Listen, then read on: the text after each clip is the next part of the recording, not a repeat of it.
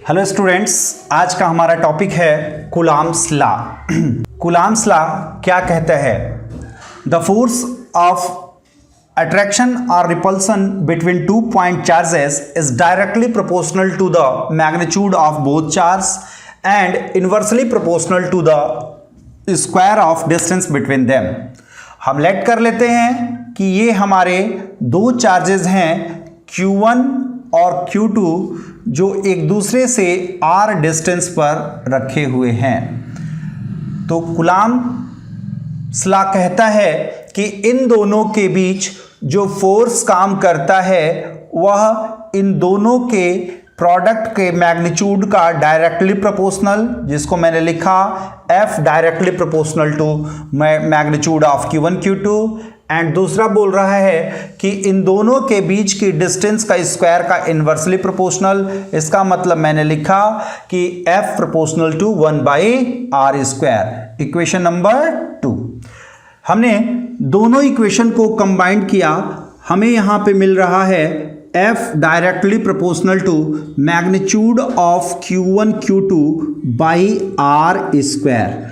यहाँ पर हम प्रोपोर्शनलिटी को हटाते हैं तो एक कांस्टेंट यूज़ करते हैं और इलेक्ट्रोस्टैट में इस कांस्टेंट का नाम देते हैं 1/4 पाई एप्सिलॉन नॉट। तो इसकी वैल्यू हो गई हमारी 1/4 pi epsilon not magnitude of Q1 Q2 upon r square, और यह फोर्स है इसलिए इसकी यूनिट होगी हमारी न्यूटन। मतलब कूलॉम्स लॉ दो चार्जेस के बीच अट्रैक्शन और रिपल्सन फोर्स को डिफाइन करता है और उस फोर्स की वैल्यू होती है 1/4 pi epsilon nought Q1 Q2 by r square.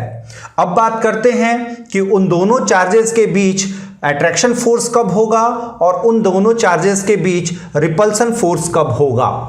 हमने बताया कि अगर दोनों चार्जेस हमारे पॉजिटिव या निगेटिव हो, इसका मतलब ये हुआ कि अगर दोनों चार्जेस लाइक चार्जेस हों तो इनके बीच हमारा रिपल्सन फोर्स काम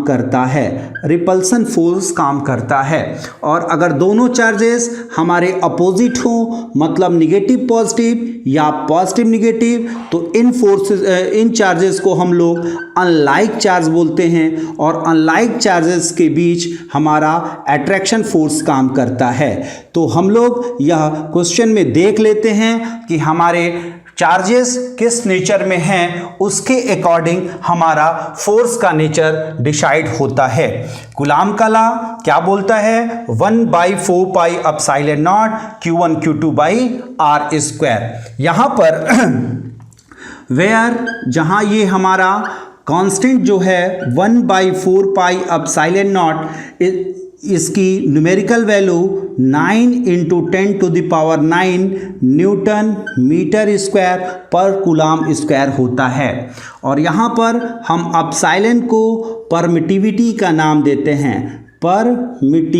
नाम देते हैं और इसको हम लोग बोलते हैं परमिटिविटी ऑफ फ्री स्पेस या वैक्यूम भी बोल सकते हैं। इसका मतलब कि अगर कांस्टेंट में किसी स्पेशल फ्री स्पेस मीडियम के लिए कोई वेरिएबल यूज हुआ है तो वह फोर्स भी क्या होगा?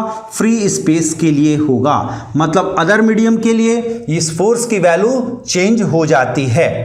हम लोग पढ़े F is equals to 1/4 pi epsilon nought Q1 Q2 by r square, और इसको हमने बोल दिया कि फ्री स्पेस के लिए, इसलिए हमने इसको वैक्यूम लिख दिया, F वैक्यूम। अब अगर हमें यह अदर मीडियम के लिए निकालना हो तो इसकी वैल्यू हो जाती है 1/4 पाई एप्सिलॉन और magnitude of Q1 Q2 by r square, और यह भी फोर्स है इसलिए इसका यूनिट भी क्या होगा? न्यूटन होगा। यहाँ पर जो एप्सिलॉन मिल रहा है, इस एप्सिलॉन को हम लोग परमिटिविटी ऑफ अदर मीडियम या हम लोग इसको एब्सोल्यूट परमिटिविटी का नाम देते हैं। परमिटिविटी बोल लीजिए, या इसको हम लोग परमिटिविटी ऑफ अदर मीडियम बोल लीजिए, या एब्सोल्यूट परमिटिविटी बोलते हैं। अपसाइलन को, या किसके लिए होता है, ये अदर मीडियम में जो फोर्स होता है उसकी वैल्यू हमारी होती है 1/4 pi epsilon naught Q1 Q2 by R square. इन दोनों में एक रिलेशन होता है, हम इसको इक्वेशन नंबर 1 अगर लेट कर लेते हैं और इसे इक्वेशन नंबर 2 डिनोट करते हैं। जरा इन दोनों इक्वेशन को अगर हम आपस में डिवाइड करते हैं तो जरा देखिए क्या आता है।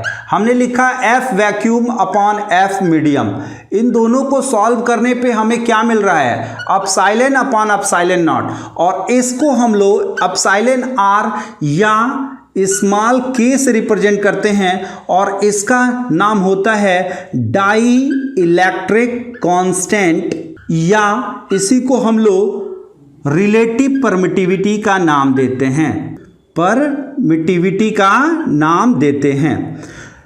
F vacuum upon F medium की वैल्यू अगर कैलकुलेट किया तो हमें रिजल्ट मिला अपसाइलन अपॉन अपसाइलन नॉट, जिसे हम अपसाइलन R से रिप्रेजेंट करते हैं। इस अपसाइलन R को रिलेटिव परमिटिविटी या डाइलेक्ट्रिक कांस्टेंट बोलते हैं। यहां से हमें मिला epsilon upon epsilon nought is equal to epsilon R। यहां से अगर अपसाइलन की वैल्यू निकाली जाए तो इसकी वैल्यू निकलती है epsilon not into epsilon R, और ये वैल्यू हम ले जाके इक्वेशन सेकंड में पुट करते हैं तो F मीडियम की जो हमारी वैल्यू होती है वह निकल के चली आती है 1/4 पाई, और अपसाइलन के जगह पे हम लिख देंगे epsilon not into epsilon R, और मैग्नीट्यूड ऑफ क्या हो गया Q1 Q2 by R square. तो F मीडियम की हमारी वैल्यू ये भी होती है और वह भी होती है। अब हम लोग डिस्कशन करते हैं vector form of A Coulomb law. हम क्या करते हैं, दो चार्जेस Q1 और Q2 वो भी दोनों पॉजिटिव हैं, इसका मतलब दोनों एक दूसरे को रिपेल करेंगे। यहाँ पर हमने दो चार्जेस लिया Q1 और Q2, और यहाँ पर दोनों के बीच रिपल्सन फोर्स काम करेगा। तो यहाँ पर Q1 पे जो फोर्स काम कर रहा है Q2 के थ्रू, उस फोर्स को हमने F12 लिखा, मतलब कि force on Q1 due to Q2। Similarly यहाँ पर जो force on Q2 due to Q1, इसको हमने F21 लिखा, बिकॉज दोनों एक दूसरे को रिपेल कर रहे हैं। और हमने यह भी बताया कि ये दोनों आप एक दूसरे से r डिस्टेंस पर रखे हुए हैं। जरा हम Q1 और Q2 की पोजीशन वेक्टर की बात करते हैं तो जरा यहां पर देखा जाए, हम अगर Q1 से Q2 की तरफ जाते हैं तो इसका पोजीशन वेक्टर हमारा R2 माइनस R1 होगा due to definition of position vector, and अगर हम Q2 से Q1 की तरफ आते हैं तो हमारा position vector R1 minus R2 होगा। और यहां पर हम जान रहे हैं कि हमारा जो वेक्टर R है वो उसका मैग्नीट्यूड और R2 माइनस R1 का भी मैग्नीट्यूड R1 माइनस R2 के मैग्नीट्यूड के इक्वल होगा। या अगर वेक्टर फॉर्म में लिखना चाहूं मैं तो vector R1 minus vector R2 को मैं लिख सकता हूं minus of vector R2 minus vector R1, और मैग्नीट्यूड फॉर्म में यह तीनों क्या होंगे, इक्वल होंगे। इसका मतलब R2 माइनस R1 का जो मैग्नीट्यूड होगा वही हमारा R1 माइनस R2 का मैग्नीट्यूड होगा, जो कि R के इक्वल होगा। अब बात आती है फर्स्ट चार्ज पे हम लोग फोर्स कैलकुलेट करते हैं ड्यू टू चार्ज Q2। तो यहां पर हम लिख सकते हैं force on charge 1 due to charge 2, तो इसकी वैल्यू क्या होगी 1/4 pi epsilon nought magnitude of Q1 Q2 upon, यहां पर हम क्या लिखें, तो यहां पर हम इसके डिस्टेंस को लिख सकते हैं R1 माइनस R2 का होल स्क्वायर, या इसको हम डायरेक्ट R स्क्वायर लिख सकते हैं क्योंकि उसका मैग्नीट्यूड है और यहाँ पे स्क्वायर है तो स्क्वायर में हो गया तो मैग्नीट्यूड हो गया।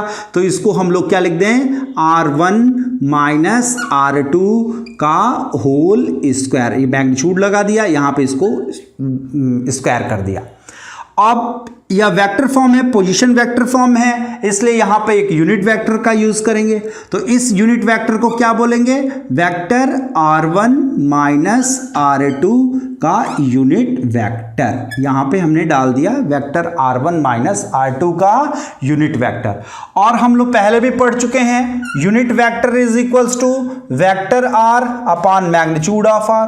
तो यहां पर यह है हमारा क्या? Vector r1 minus r2 unit vector है ये, तो इसको क्या लिखेंगे? Vector r1 minus r2 upon magnitude of vector r1 minus r2। तो इस यूनिट वेक्टर के जगह पे हम लिख सकते हैं 1/4 pi epsilon not magnitude of q1 q2 upon vector r1 minus r2 के मैग्नीट्यूड का square into vector r1 minus vector r2 upon magnitude of vector r1 minus r2।